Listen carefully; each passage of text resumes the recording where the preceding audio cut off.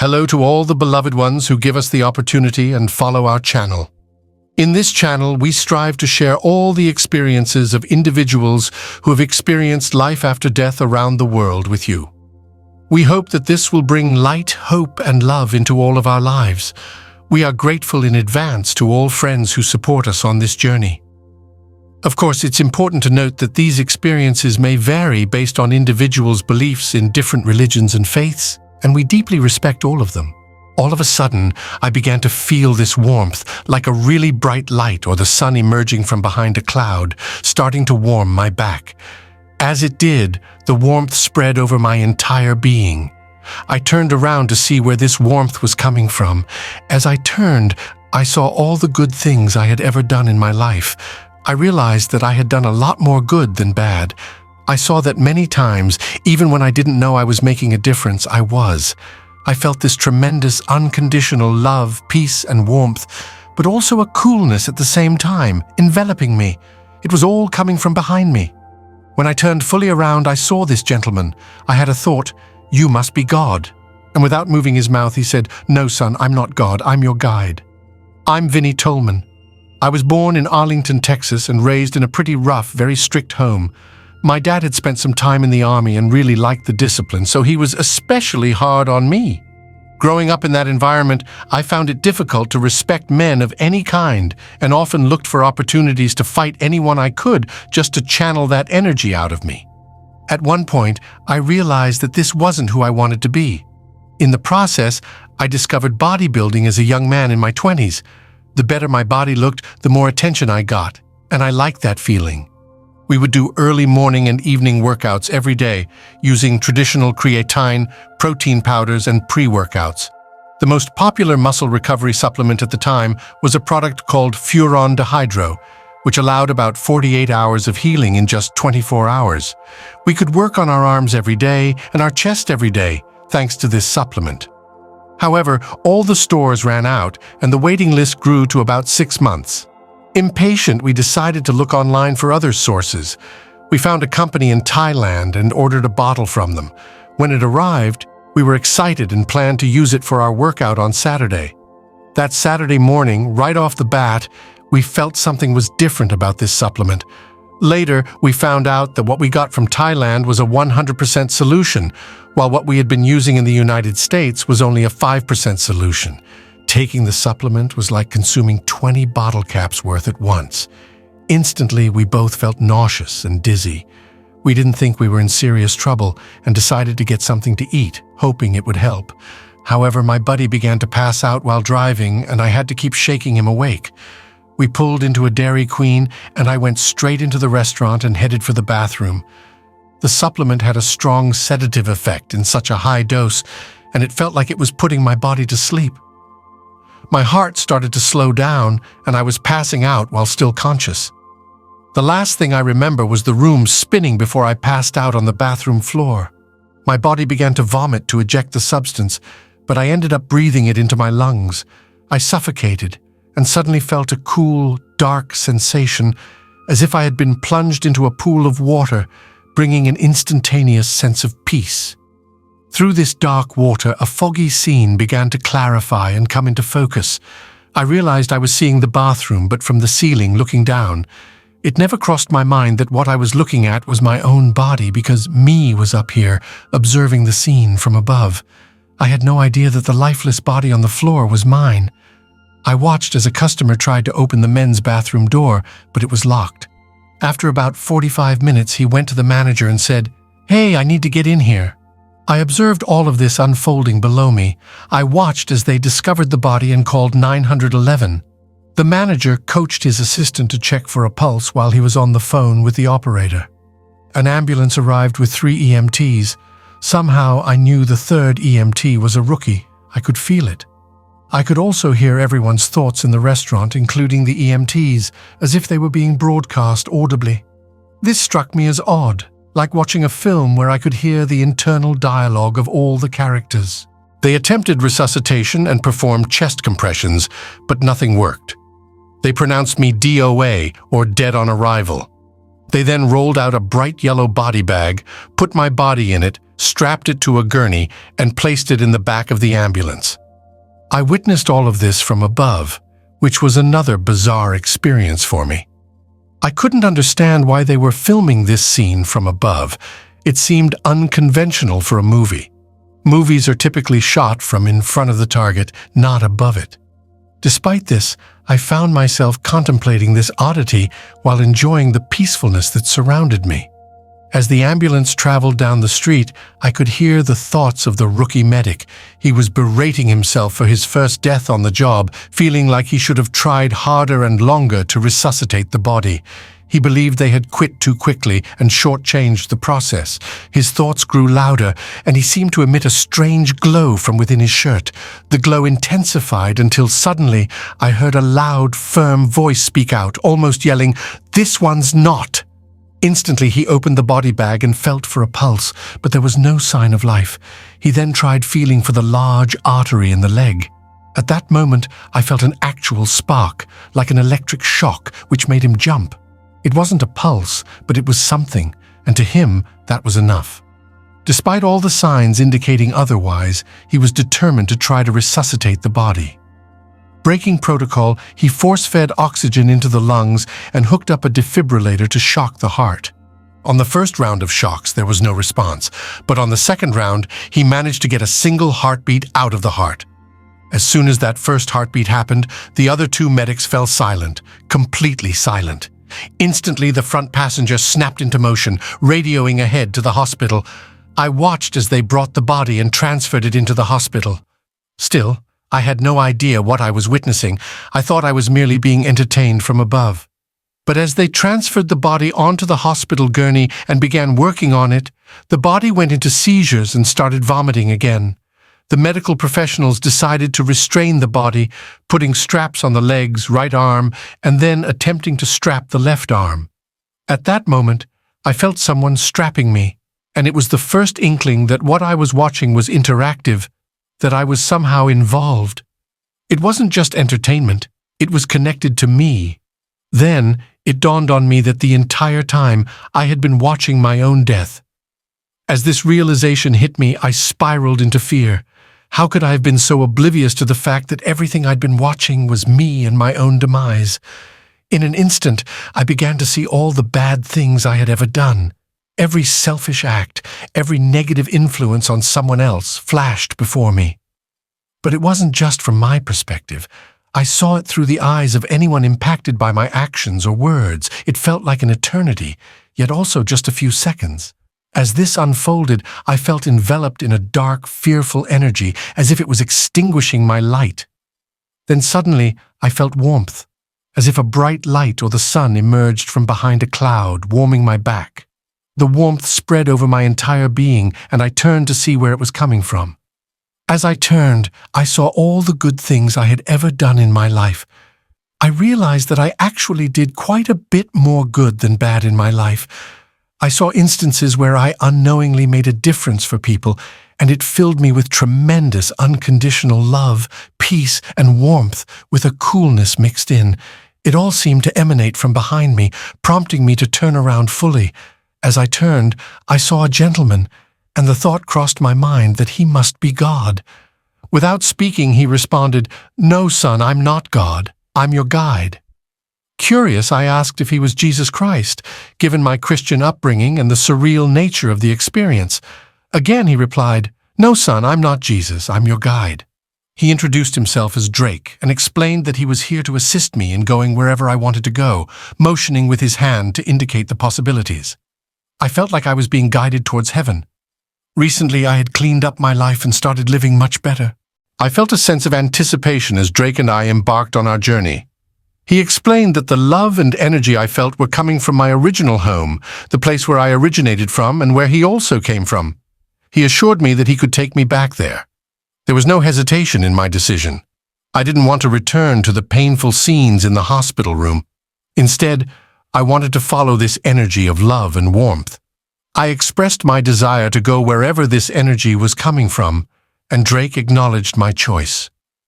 So our journey began. and it felt like we were heading towards a place of pure serenity and belonging. I felt a sense of assurance that I deserved to enter heaven. I confidently told Drake that I already knew what I needed to know to gain entry into heaven. However, he regarded me with a gentle smile, akin to a parent with a loving gaze toward a child.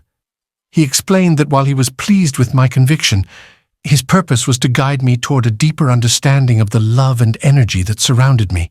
He emphasized that to reach our true home, I needed to elevate my understanding and my capacity for love. This love energy, he explained, was a real frequency or energy that enveloped us daily. It was essential to resonate with this elevated frequency to reach our destination. Drake simplified the concept, acknowledging the challenge of understanding it from our earthly perspective. Communication was nonverbal, making it difficult to articulate such abstract ideas, but the essence was clear. We needed to align ourselves with the higher frequency of love to embark on our journey homeward. As our journey began, I anticipated that it would revolve around the concept of love. However, Drake redirected my focus, emphasizing that the foundation of spiritual growth lay in understanding and embodying authenticity. He explained that without authenticity, true growth was impossible. Initially, I didn't perceive myself as inauthentic, but Drake revealed to me the various masks I wore. These masks, though subtle, obscured my true self. Through his guidance, I began to unravel the layers of pretense and uncover my authentic essence. Embarked on a journey of self-discovery, peeling away the layers of masks I had worn in various situations, whether with my parents, at a nightclub, or at social gatherings, Drake helped me understand that I needed to shed these masks to uncover my true essence at the core. With his guidance, I began to explore my authentic self, stitching together the various aspects of my identity to reveal the common thread that defined me. As I delved deeper into this process of self-discovery, I started to comprehend the importance of authenticity in cultivating love energy. Only by embracing my true self could I begin to resonate with the love frequency of heaven, a school for souls, a place where we come to learn and grow through experiences. He emphasized that before delving into the realm of love, it was crucial to understand the purpose of our existence on earth. Drake guided me to reflect on why I had chosen to incarnate on this earthly plane. He explained that every soul comes to earth with specific lessons to learn and experiences to undergo, all aimed at spiritual evolution and growth. Before we could fully embrace the power of love, we needed to grasp the deeper meaning behind our earthly journey and the lessons it held for us. With this newfound understanding, our journey towards the higher dimensions continued, as we climbed closer to the realm of heaven, guided by the wisdom of authenticity and the enlightenment of purpose. Drake clarified that Earth was not a courtroom as I had assumed based on my Christian upbringing. Instead, he emphasized that Earth has always been just a school, a place where souls come to learn, grow, and spiritually develop. He explained that the teachings I had misunderstood framed Earth as a place for judgment and classification, where souls were either retained in heaven or cast away to hell. However, this was not the case. Earth School is where we learn to harness the power of our thoughts and love energy, to build relationships, and to cultivate love in its various forms. Here we learn to reflect love, to give love, and to feel love. Our experiences on Earth are opportunities for spiritual growth and evolution, aimed at nurturing our capacity for love and understanding. It's a journey of learning and discovery, rather than a place of judgment and condemnation. As we continued our journey, we delved deeper into the principle of love. Drake emphasized that love is not only a fundamental principle, but also the strongest energy in the universe. It serves as the building blocks of existence, driving and sustaining the entire cosmic system. Understanding the power of love enabled me to realize that I hold the key to my own destiny. Drake imparted various principles to me during our progress, but one in particular resonated deeply. He taught me that as we make positive contributions to the universe, we receive positive dividends in return. Conversely, negative actions yield negative dividends. This principle underscores the importance of our choices and the impact they have on our lives and the world around us. Drake emphasized the importance of controlling our thoughts, highlighting that our thoughts, not just our actions, contribute significantly to the energy we emit into the universe. He stressed the power of thought as a form of creation, urging me to honor this power in my life. He guided me to recognize the influence of media and entertainment on my energetic body, cautioning against allowing negative influences to infiltrate my consciousness. Drake introduced the concept of the hour of power, referring to the first 30 minutes upon waking and the last 30 minutes before sleep. He explained that whatever we engage with during this time becomes what we essentially worship or devote our energy to. By filling our hour of power with positive and uplifting content, we align ourselves with the energy of love and positivity, shaping our day and our energy accordingly. Drake emphasized that by consciously choosing to surround ourselves with positive influences during these crucial periods, we cultivate a more positive and loving existence. Dense, luminous energy field, shimmering with radiant colors. As we journeyed and embraced each principle, I could feel the acceleration of our trajectory, propelling us through dimensions. Each dimension felt like a layer of plastic, sticky at first but yielding as we moved forward. Eventually, we approached a vast, radiant space that resembled a colossal sun, far grander than anything I had ever seen. As we drew closer, I noticed a wide band of cloud-like mist enveloping the space. However, upon closer inspection, I realized that this mist was not ordinary. It pulsated with vibrant energy, radiating hues of celestial light. I found myself surrounded by a compilation of spherical orbs, each radiating opalescent light. These orbs seemed to contain their own luminosity, shimmering with ethereal beauty. Intrigued by their presence, I queried Drake about their nature. With a simple thought, he transported my consciousness inside one of these orbs, granting me a first-hand view of its contents. Inside, I encountered a gentleman dressed in attire reminiscent of the late 1800s or early 1900s. Despite his Italian expletives, I comprehended his anguish as he lamented his son's betrayal, an event that had evidently led to his demise. Though his son was absent, the father's mind conjured vivid images of the perceived betrayal. In a poignant moment, the spirit, grappling with the realization of his ethereal state, was enveloped by a radiant light. This luminous presence, akin to real angels rather than conventional depictions, surrounded him with divine grace. It was a transformative moment, marking his transition into a higher realm. The orbs, or gate of pearls as I perceived them, served as a symbolic threshold to the heavenly realm. Drake illuminated their significance, explaining that as we endeavor to elevate our love energy to reach heaven, we must shed any vestiges of victimhood, anger, or hatred. These low-frequency energies act as barriers, hindering our ascent to the highest levels of love energy required for entry into heaven. The orbs symbolize this final purification process, where we release these negative energies and transcend to a state of pure love and light. They represent the gateway through which we must pass, shedding our burdens and embracing the divine essence within us. In this way, the Gate of Pearls becomes a metaphorical representation of our journey towards spiritual enlightenment and ultimate union with the divine.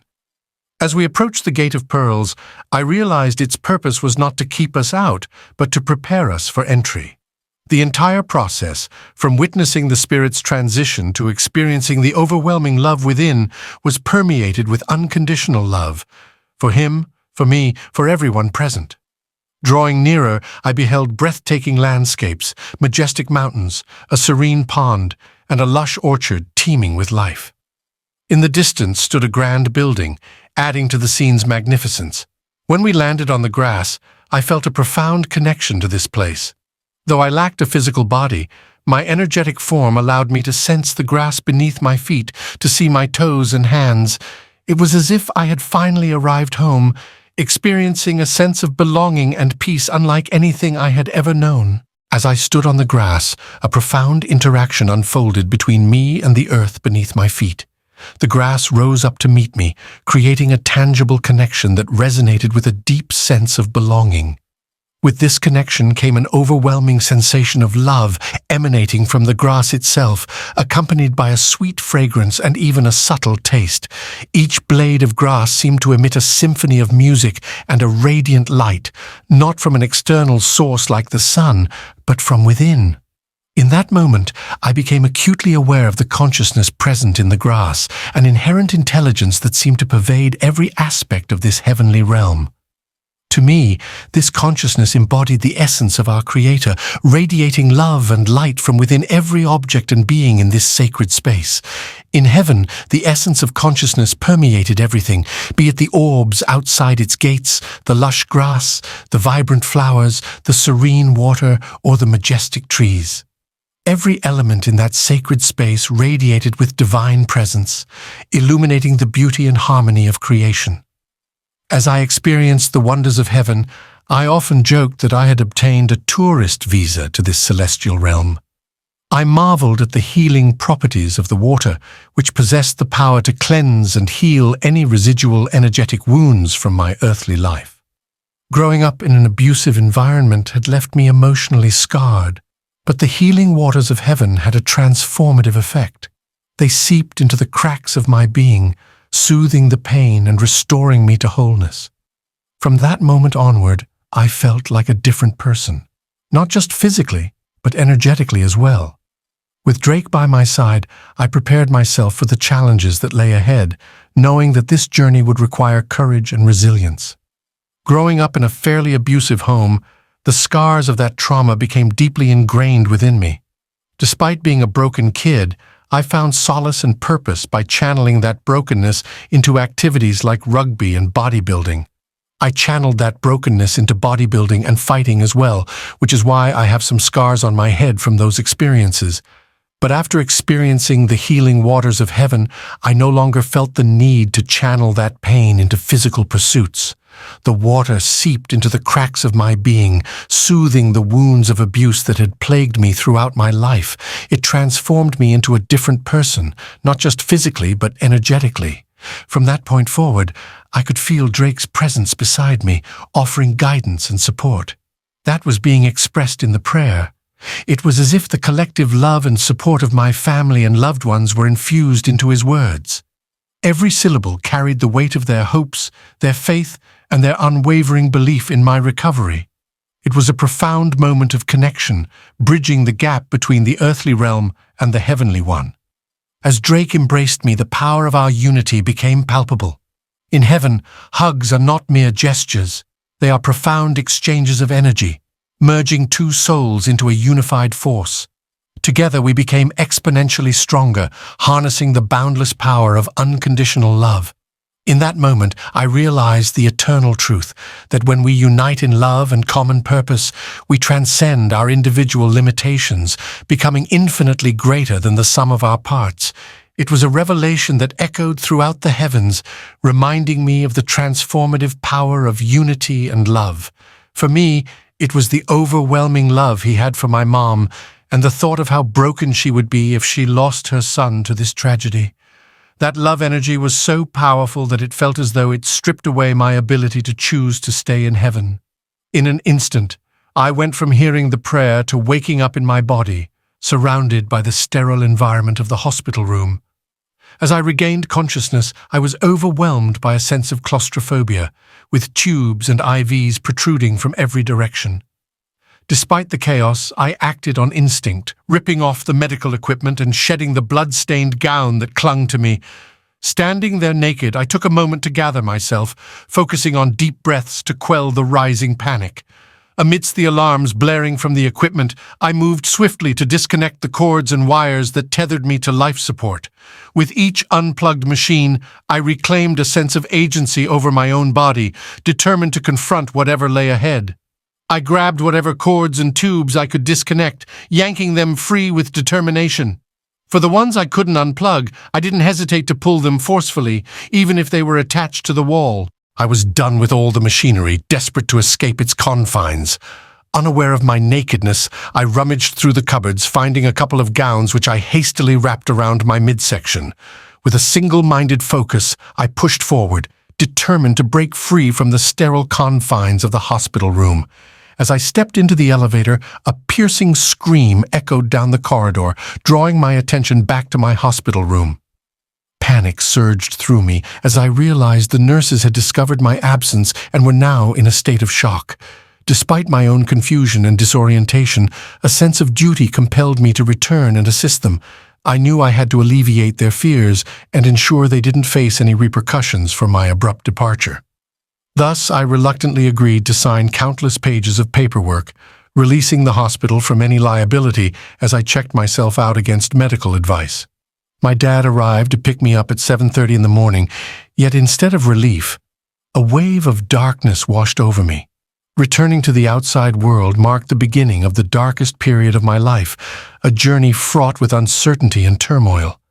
Dying was an incredible experience, far from the fearful ordeal we often imagine it to be. Once I surrendered to it and embraced it, I found it to be profoundly beautiful. It's ironic how much fear we attach to something that, in reality, was the most peaceful and serene moment of my existence. Returning to life, on the other hand, was excruciating. It felt like a second death, wrenching me away from the heavenly realm that had felt like my true home. The longing to return to that place was overwhelming, to the point where I even contemplated suicide. However, I knew that taking such a drastic step would only complicate matters further. Eventually, I realized that I needed to navigate this new phase of existence with courage and determination. I needed to figure things out on my own. Weeks later, I finally sought help from a medical professional. He diagnosed what I was experiencing as a delusion and prescribed some antipsychotic medication to alleviate it. As he was writing out the prescriptions, a spirit, an older woman, appeared to me and urged me to deliver a message to the doctor. At first, I hesitated. I didn't want to be perceived as even more mentally unstable, but she insisted that I had to communicate the message. So gathering my courage, I told the doctor, "Doc, I need to share something with you." I explained, "There's a lady here," and I described what she looked like. "She's telling me there are some things you forgot about your past." I laid it all out there. It took me 90 seconds to tell him he's a real good Christian. The doctor said, "Get the F out of my office." And it freaked me out, surprised me. I didn't even try to grab the prescriptions or anything, I just left.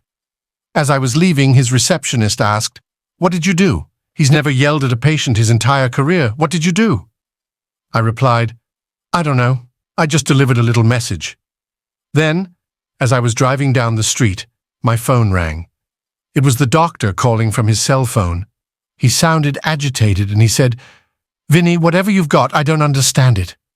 He explained that all of his clinical and medical education had no process to treat what I have. However, he acknowledged that what I delivered to him was a memory that he had completely blocked out. He didn't remember it, but when I mentioned it, it hit him with such force that he realized it was the hidden experience in his life that he couldn't face.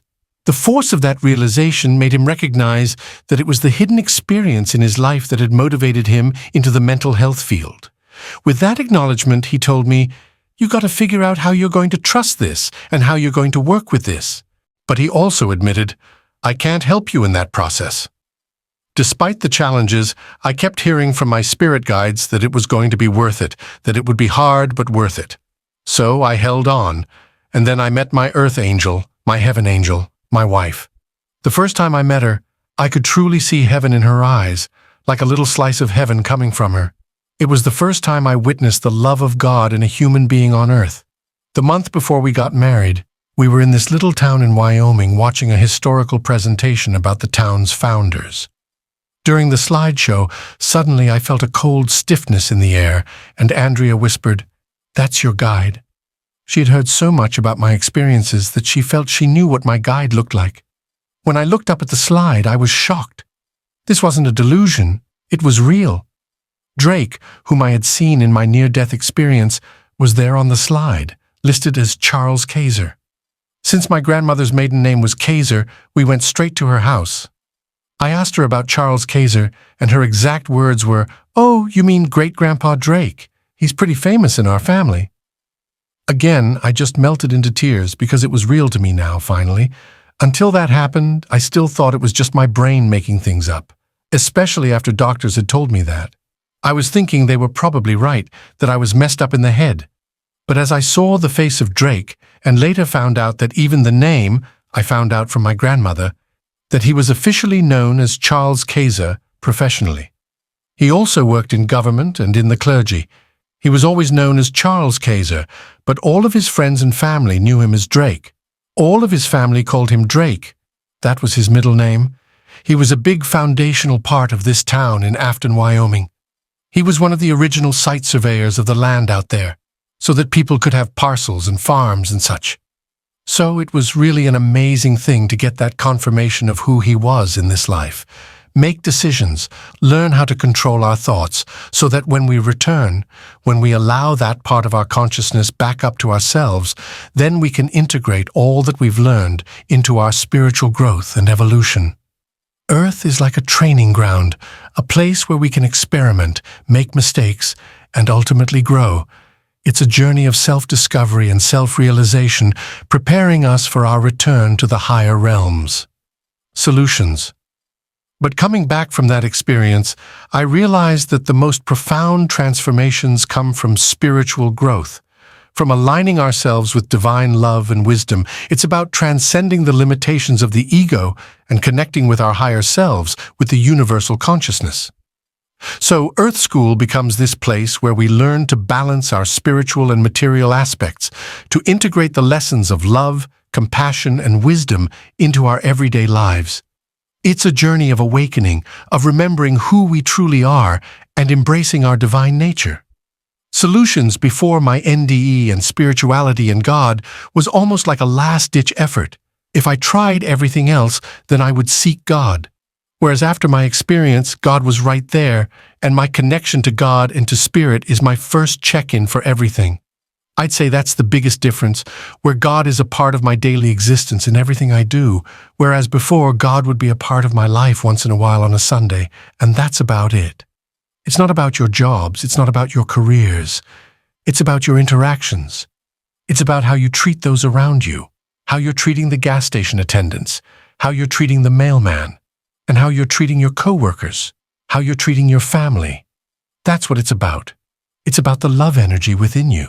As you love others, you actually raise your energy. But as you feel any type of lack of love, you're drawing energy off of people. So in life, we can be energy producers or energy consumers. And that works with love. That works with all sorts of energy. And unfortunately, in this world, it's such a consumer society. Everything's about me, me, me. But our real existence is about giving love. You're taught a principle in heaven. Anything that you're lacking, go give to someone else, and you will now receive exactly what you need. But don't get it by going and getting it for yourself. Get it by giving it to someone else. And that allows you to receive it and keep it much longer. Once you step away from the board game of life and you realize you are not the suffering that's been going on, that you are this higher being built out of love, that you weren't meant to suffer, you weren't meant to do any of that. You were doing it voluntarily to learn and to grow. And just like when you shape a sword, you have to shape it by pounding it, heating it, tempering it, sharpening it, and the sword's going to hate you while it's being made. But after it's made, as it steps away and it sees how beautiful it is, it's going to be grateful for it. And many times in this life, we get tunnel vision. We're seeing the hurt. We're seeing the victimhood that we are. But guess what? Have a negative thought, you will create more negative. So even though you may be a real victim, which I was, don't allow your thoughts to stay there. Choose to be a victor, or to be victorious over your. Choose the light, choose the love thoughts, and you will actually leave that victimhood behind. The power is inside you, and it always has been. The holiest temple in the whole universe is right here between these two temples. What you allow in there gives you the keys to the universe, or it becomes a cage to lock you in. It's your ability to allow positive thoughts that gives you the keys to the universe. Thank you for joining us on this incredible adventure. Don't forget to hit the like button and subscribe to our channel for more enlightening content. Remember, the light shines brightest when we choose to illuminate the world with love. Stay tuned for our next journey together.